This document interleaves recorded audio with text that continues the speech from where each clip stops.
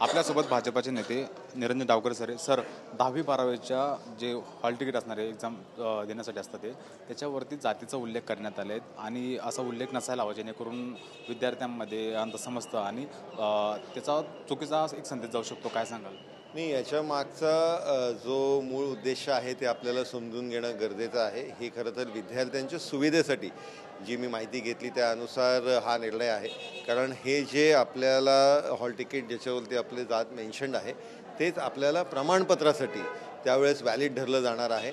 आणि त्याच्यामुळे जे आपल्याला ज्यावेळेस मार्कशीट भेटते, मार्कशीटनंतर आपल्याला जात सर्टिफिकेटसाठी जे प्रमाणपत्र आणावं लागतं याच्यासाठी जी ससेमिरा पालकांना आणि विद्यार्थ्याला करावी लागते ते आता याच्यापुढे करावी लागणार नाही.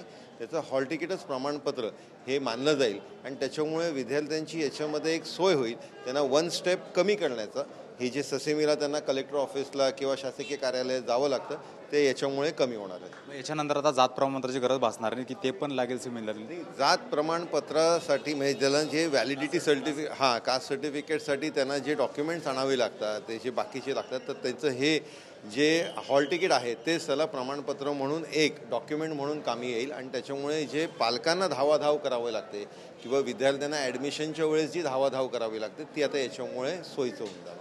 सर, आपलं सरकार असताना लाडकी बहीण योजना खूप चांगल्या होती, मात्र संजय शिरसाट म्हणाले की लाडक्या बहीण योजनेचा काही लोकांनी गैरफायदा घेतला.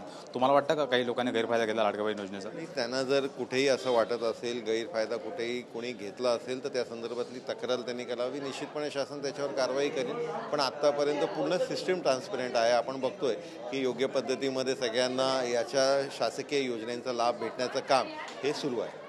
सर, सगळ्यात मोठी घटना की सैफ अली खान याच्यावरती हल्ला झाला, आरोपी अजून मोहन मोकाटे. सर, एकच प्रश्न सर,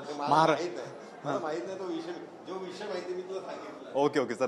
तर हे होते निरंजन डावकर यांनी सांगितलं की जात प्रमाणपत्र हे विद्यार्थ्यांच्या फायद्यासाठी असणार आहे. Camera person Atharva sir, Mihira Dakne, TV9 Marathi, Thane.